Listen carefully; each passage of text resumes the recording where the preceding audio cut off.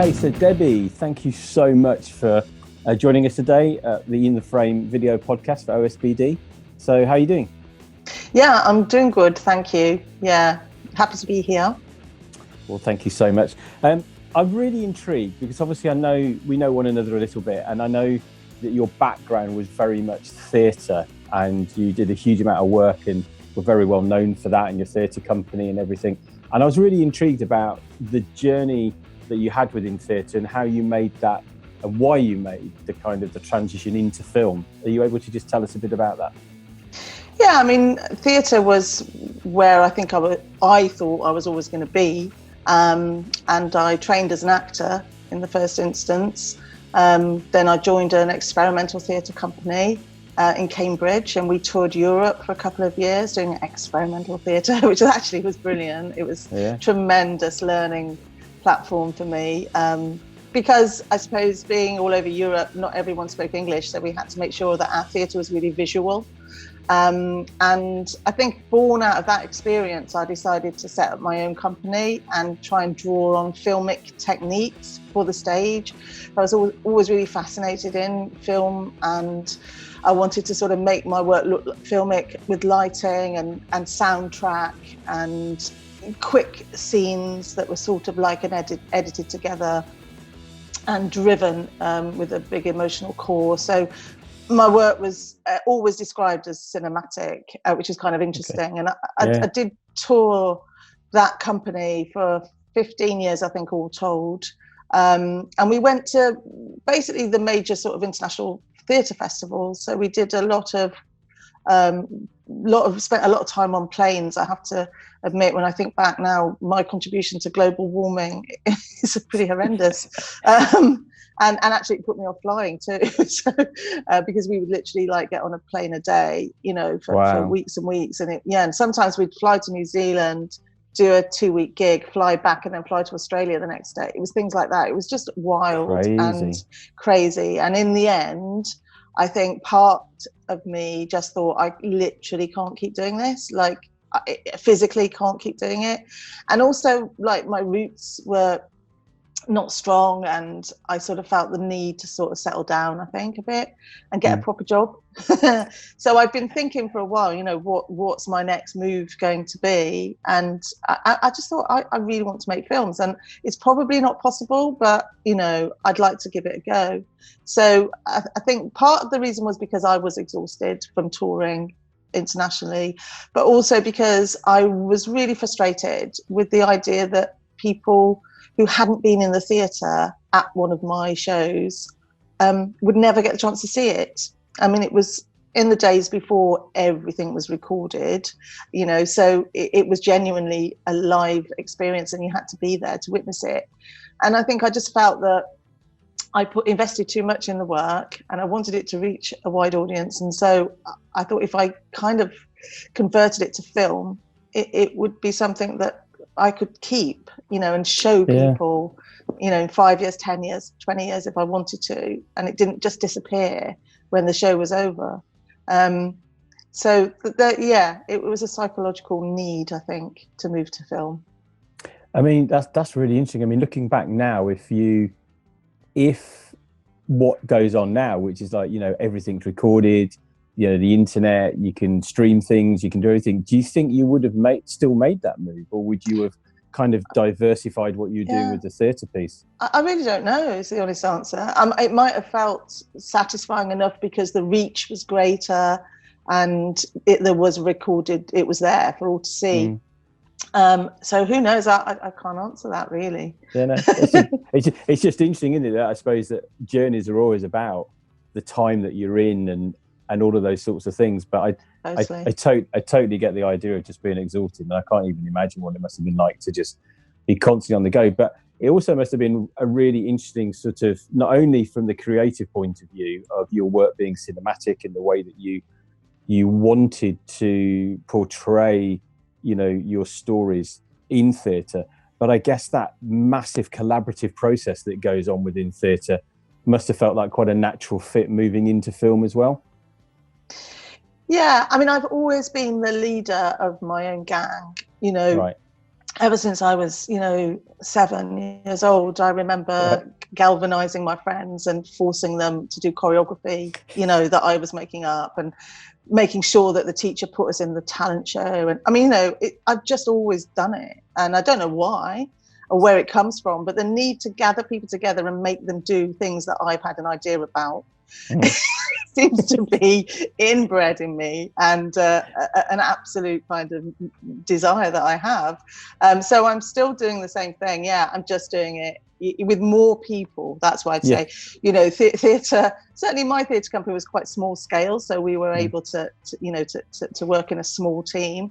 And now with film, I work with a team of 70 people, I think, generally speaking. So it's a lot of people, but I'm doing the same thing. I'm still trying to get them all to see what I see and do as I ask in the nicest possible way. I know a few funny stories around that. Maybe we'll come to that. But so the other thing is comedy seems to be very much at the core. I mean, you've talked about cinematic and you talked about stories being driven by a big heart right at the center of it, but comedy seems to be something that's always been there for you. What is it about that attracts you? I think it's because it's really hard, I think doing kind of straight drama, if you like, or sad, emotional stories are so easy. And I sort of defy anyone that thinks they can communicate to an audience to try comedy. It's the hardest of all the genres. It's more difficult than sci-fi. It's genuinely the hardest one, and I just love a challenge. And so partly it's to do with that, because it's always difficult. It's always difficult, and you're always having to ask, is this working? It's so subjective, comedy, isn't it? What makes me laugh doesn't make you laugh. And so trying to find broad enough comedy that makes enough people laugh while still maintaining the integrity of your own ideas and truthfulness is really always challenging. So I love that. I also feel like that, of course, the obvious answer, but it's so true, is that it is life. Life is comedy and tragedy combined, isn't it? So I kind of feel like my films aren't, or my theatre or anything isn't just comedy, it's comedy tragedy, and the two work hand in hand, and one without the other doesn't really do it for me.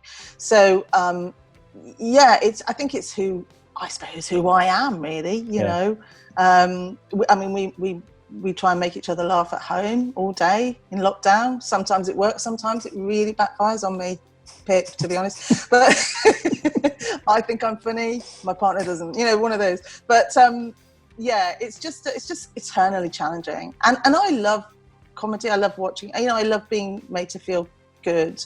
But it's more, for me, my work is more about empowerment, actually. That's how I see it. And comedy helps you feel connected to characters, and then the character is trying to empower you. And so I want people to leave a cinema or a theatre feeling better when they leave than when they came in.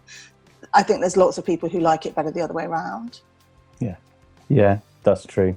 I mean, I think you're absolutely right. It's that comedy's at the core, but I think of all the films that I've seen of yours, and there's the pathos that's within it. The characters are always on an arc, they're always on a journey. There's colour and shade, going on within it, which you're right. And I think that makes them. Well, I think that's what makes them so accessible to people, to be honest, and that's why they're so successful. But you describe it as you picking the hardest thing that you can do. So then you go and add another dimension to it, which is your absolute love of improv. Not having a script. And doing improv in a way that pretty much nobody else does. We've interrogated this together before. It's not massive amounts of rehearsal and all the rest of it. This is real improv stuff that you're doing here, which is most people wouldn't go anywhere near. So you're making it, well, potentially even more difficult. Explain why the improv thing is so important to you. And I think you've just explained it. It's even more difficult. I mean, I don't know what it is about me, but my very first experience in film was, scripted, And it just seemed instinctively like an excuse for everyone to sort of do the minimal that they had to do. So they would read the stage directions and bring those props or that sort of design to it, or they'd read what the writer had written about what people were wearing. And it was just like doing it, painting by numbers, you know. And the actors would learn their lines, people would put a cross on the floor and they'd stand there, and then the lighting, the DOP would light it. And I was like, oh, this is like being dead. Like, I can't work like this. This is just no excitement. There's nothing going on for me, you know. So I sort of had to destroy it, you know. I had to shake it and see what would make everyone suddenly go on their toes and everyone suddenly pay attention, and people scratch their head and have to think, have to talk, have to ask questions, have to communicate with each other. And by doing that process of kind of throwing the script out and saying, okay, now you have to talk to me and you have to talk to each other. What are we wearing? What do we think the character would, you know, where are we living? Where should we be? You know, what's the drive of the scene? What's the scene about? You know, and we're having to just do all of these creative things in the moment. It was so thrilling. I mean, it is hard, it is challenging, but it's so thrilling. You know, you can't go back. It's really hard to go back. Was Confetti the first project you did that on? Well, I'd made Nasty Neighbours, my first feature film, and that was scripted. But you know, we kept throwing the script away, you know, scene by scene. So we do this. I think some people do have a go at this. So you film the scene as written, and then you film it again and say, I'd just say, do it in your own words, or don't finish the scene where it finishes, just carry on for a bit and see where it takes you. So I started experimenting with that process in Nasty Neighbours, and loved it, you know, and was lucky enough to work with Ricky Tomlinson and Phil Daniels, Marion Bailey, who were all of a sort of school. I mean, Ricky had worked with Ken Loach, Marion had worked with Mike Leigh, and Phil had worked with Mike Leigh, and so they were up for the notion, you know. So I think that was where it kind of really took a hold. And then Confetti, I went all out. It was like, there's going to be no script. And, you know, there's actually not even going to be a story, really. I'm going to make it, and you'll know about this, I'm going to make it like a documentary. And so I'm going to need more cameras, and I'm going to need the actors to really own their characters and make decisions, you know.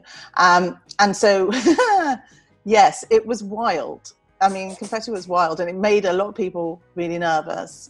And I mean, people that were investing money in it, you know, at the time.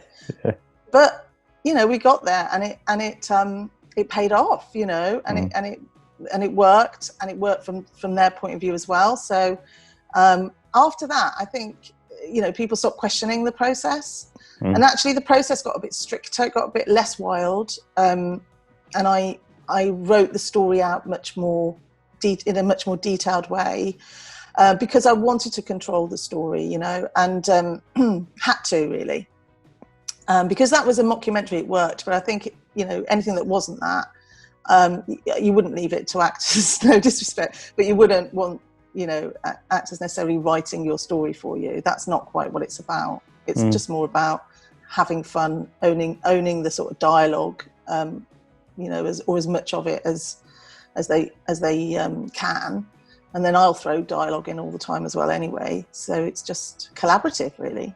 No, I mean, it's I mean, I've heard so many different things from, you know, different people about actors that just, you know, absolutely love being given that opportunity just to really invest in the character and invest in where they think that character might go or say or do in a particular situation, and others who are just purely terrified by not exactly like you say, kind of not purely doing it by numbers, but, you know, but doing it in that very traditional way that it's done. And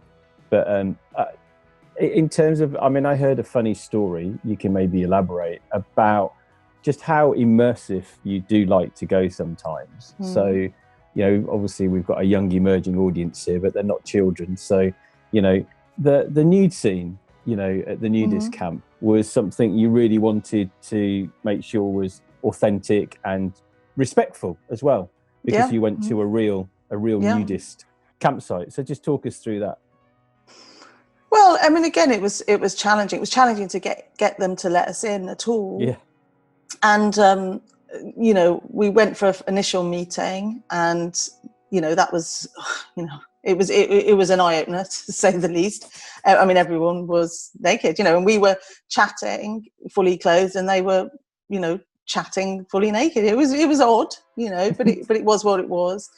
And we said we'd come back and spend a day there with them naked, you know, in order to sort of infiltrate ourselves with the community and show that we're willing to meet them halfway. And so me and the actors and a couple of the producers did that. You know, it was sort of workshop day, really, research day.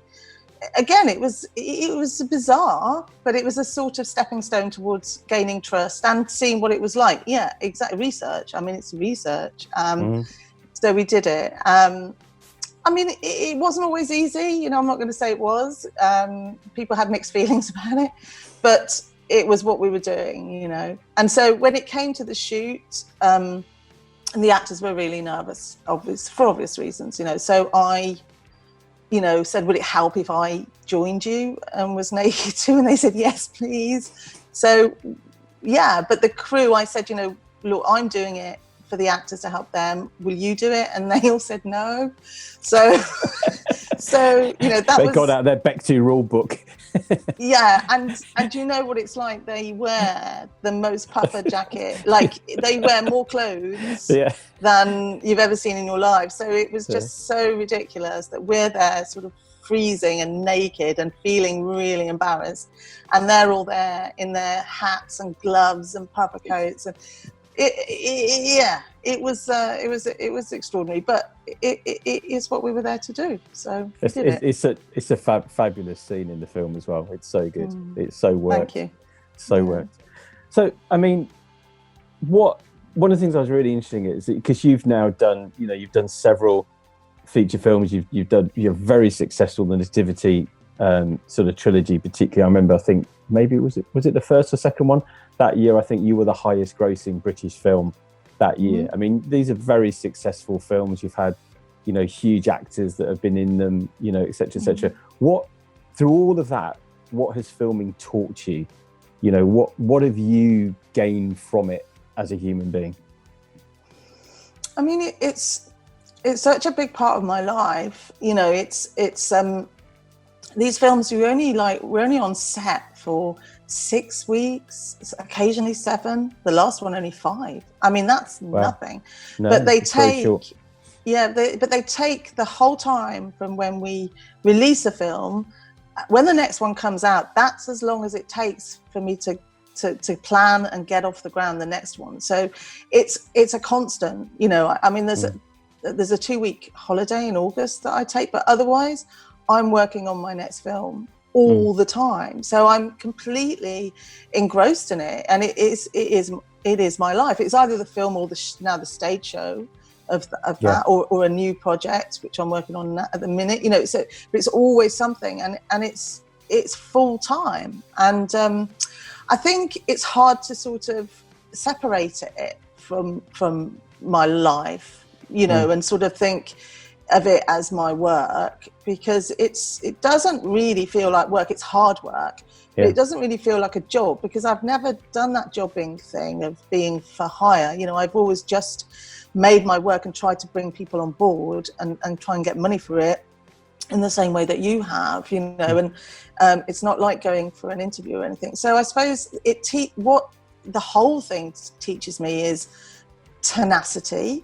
You know, it never gets easier, no matter what anyone says, and however successful you apparently are, it never gets easier. Nobody knocks on your door and says, hey, I'm going to make this one easier for you. They make you do it all over again, jump through the same hoops, maybe even a bit higher next time. You know, in some ways it gets harder, and certainly you get older, so you get tireder, you know. So it's really taught me tenacity is an enormously important thing to have, to see a long road, not see anything in short term, see everything in the long term, understand that if you want to make a film, it's probably going to take you at least 1 year, probably 2, it could be 10, and if you still want to make the film, then make it. But do not imagine you can make a film in a few months, or you're just going to, you know, jump on something quickly. I mean, you read about those people, but that's not been my experience. It's tough.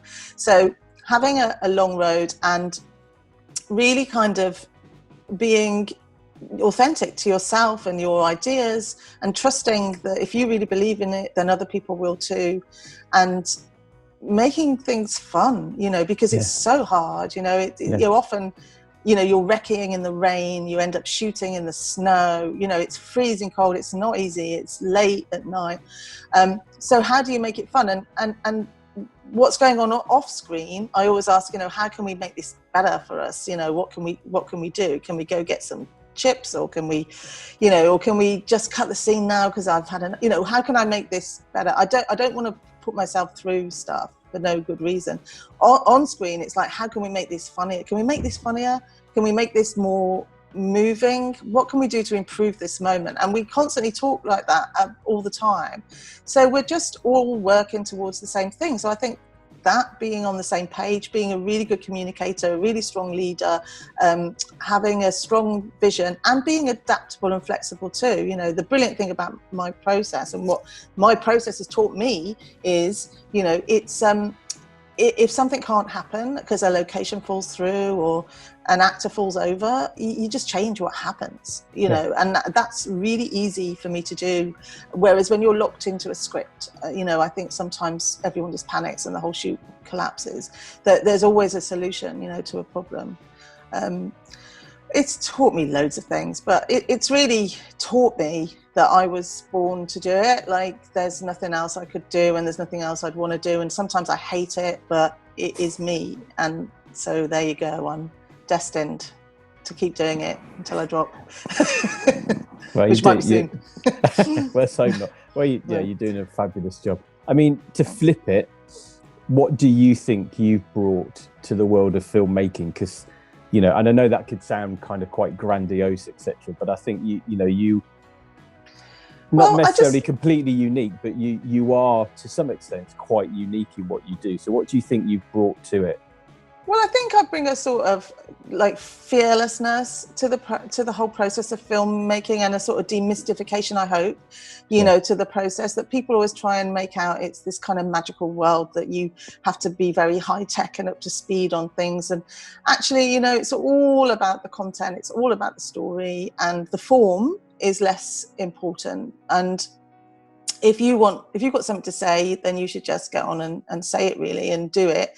So I kind of feel like, I hope I'm a role model for that. You know, I'm working out of the West Midlands, but my films have a big, you know, national and international reach. And so you can work from anywhere. Maybe I'd like to think I was sending that kind of signal. And I'm a woman, and I'm, you know, a director, and that's not a problem. That's no problem. You know, no one can stop you doing that. So I don't really know where the problems arise about there not being enough women directors. I kind of feel like, you know, just do it, like it's fine.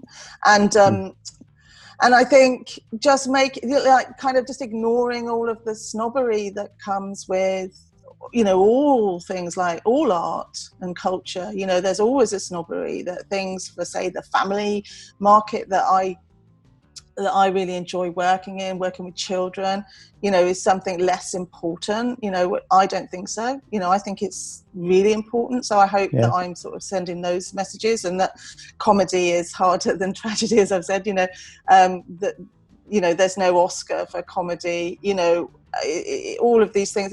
People are snobby about them because they're sort of a bit ignorant about them, really, about the artistic side of what we do.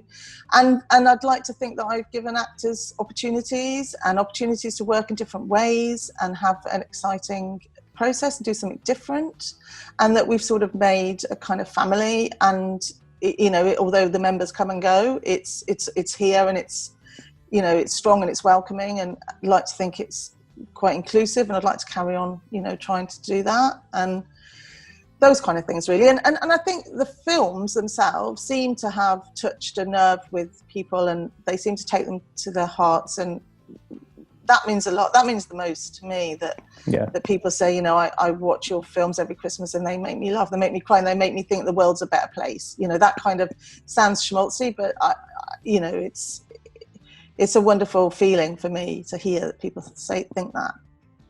Well, and I think it is true, because I think to be able to transition from film into theatre, which is incredibly difficult, there's something massive like Mamma Mia, but you've done it very successfully. That shows that there's a real audience out there that just want to connect into what you're doing. Mm-hmm. Yeah, well, I hope they keep doing that. Yeah. Well, definitely. Let's please God, let's keep the theatres open and get the cinemas back open too. So, absolutely. But I'm hopeful in that. I just think art and creativity is so central to who we are as human beings. I just can't see a world in which those things are going to go. They might have to change and adapt a bit, and some might have to close and then come back again, but hopefully it will all carry on. But I absolutely agree. I mean, you're thinking back to my early days. I did street theatre. I mean, who can stop you doing that? I mean, now that we're sort of out of lockdown, I mean, theatres, yes, buildings may have massive issues ahead, and being paid to do your work is also extremely difficult. But actual theatre, making theatre, you can do it anywhere for nothing. That's the truth. Yeah, we all want to tell stories deep at our hearts, don't we? So, or listen to them. So building on from that, and it's really interesting what you're saying about bringing to the industry. I know that you're really passionate about. You've talked about it. Wanting to make sure that you kind of demystify and some of the kind of the barriers that seem to have been there in the past around people getting into the industry. You're very passionate about that being as open as possible. So on that note, and knowing that these video podcasts are very much aimed at young people who are perhaps thinking about being filmmakers, or they already are, they're emerging, they want to have a career in the industry. So what are the kind of the tips that you would say to young people that perhaps do have a passion and a desire, maybe not as strong as yours, but they still want to get there? What would you say to them? Well, I mean, things have changed a lot since I entered the industry, and we didn't have the accessibility that young people have now of making our own little movies and stuff like that. Like, really, on the one hand, there's a sort of saturation because everybody's doing it. People are making their little Instagram movies, and they're making their YouTube movies, and But on the other hand, if you really do have something important to say, or a brilliant idea, there's kind of really nothing to stop you getting it done on a small scale these days as your kind of calling card. And I've always done these kind of trailer mini, little kind of tasters to get my films funded, because I haven't had scripts. I've had to show something, So I've been doing that anyway, and it's worked, because sometimes it's much better to watch a 3-minute extract from something than it is to read a 120-page script. You might get a yes quicker. So I always advocate that, if there's any way you can show what it is you're trying to do, then show it. But I think you have to really make sure that what you're saying has its place, where it fits in the climate. You have to stand back as well and go, who's this for? Who am I? Okay, I want to tell this story, but who's going to be interested in this story, in my story? Is there any way of knowing? Do I just feel that and sense it, or can I demonstrate that? Is there a way of providing evidence? I don't know. Is it like anything else that's out there at the moment that I can kind of refer to? What makes it different from that thing? How can I prove that my thing is going to be successful? Because being a creative person, or a theatre maker, a filmmaker, MTV maker, whatever, you're a salesperson eventually. Eventually you're going to have to sell your idea through and persuade somebody it's worth investing in. And as much as anything, that's your job, and you're very lucky if it isn't. In fact, I don't quite know how you do it, but I have to sell my ideas in order to get them invested in. So I think you have to really know your idea. You have to know where it sits in the big picture of what else is going on. You have to know that there's an audience for it. You have to sort of see the poster, really, and all of those things as well. And I think you have to really understand how you can make it brilliant. You know, what makes your thing worth it. I mean, you have to have the answers to that. You have to know in your own soul anyway to keep you going, but you have to really believe in it, and you have to understand why it's going to be great, and you have to be great at what you do. You can't be mediocre. There's just no, it's too competitive. So you kind of have to be an Olympian, you know, in this industry. That's not to say you could, I mean, I left school at 16, you know, I've got no academic training at all. I'm a working class woman. I live in the Midlands. I make my films out in the Midlands. You know, there was no way the film industry is meant to be for me. But it doesn't stop you entering the industry, whoever you are, whatever background you're from, as long as you feel that your thing is brilliant and going to be brilliant, you know, and you can demonstrate that and you can persuade people and bring them on board. That advice never gets old because it's never going to change. It's always going to be the way, you know. How does your talent, you know, meet opportunity and become, you know, a success? You have to go look for the opportunity. You have to work on your talent. You have to make sure you're like a dancer, you know. You can't go on and say you're a dancer and then just not train. You know, you have to train, and there's nothing to stop you training because you've got an iPhone. You can train every day. Yeah, that's a really, really good point, actually. I think just the opportunity is there, isn't it? I think that sense of self-belief as well is really important, and that's a really, really good message to get across. I mean, okay, so we're drawing to a close. The last question I wanted to ask you, the inevitable one, kind of whether you can share too much or not, I don't know, but what's next for you? What's coming up in your world? Wow, yeah. I mean, I'm juggling a lot of projects at the moment, but the burning one and the one that I was going to be filming this August has been postponed to, hopefully, please God, everything happens well from now on with COVID. It's a musical. It's a movie. It's a completely full-blown musical. It's set in a high school. Wow. And I'm in love with it. I really am. I'm really excited. Luke, who's recording this for us, is you know who you met at the beginning, who often is part of these videos for us. He loves musicals, so I'm just imagining him now off screen, literally salivating. Oh, Luke's going to be in heaven. No, it's really fun project. Oh, that sounds fantastic. So, is that going to film locally as well? Yeah, brilliant. Absolutely. Great. Committed. We'll stay in touch on that one. That sounds fantastic. Yeah. Well, Debbie, thank you so much for joining us today and taking time out to chat to us and give us such fantastic insights into how the filmmaking, how the whole process has worked for you, and moving from theatre to film, and just who you are and how you make things. And yeah, just been fantastic. I know lots of young people are going to enjoy this. Well, absolute pleasure. So thank you so much. And so thanks for watching, guys. Don't forget to subscribe to the YouTube channel, to come and see us on the social media channels that we've got. Visit osbd.org, and there's loads and loads of other things there to help you develop as filmmakers and get in touch with us so we can collaborate. So thank you so much for watching, and thank you again, Debbie. Thank you. Good luck, guys. Thank you.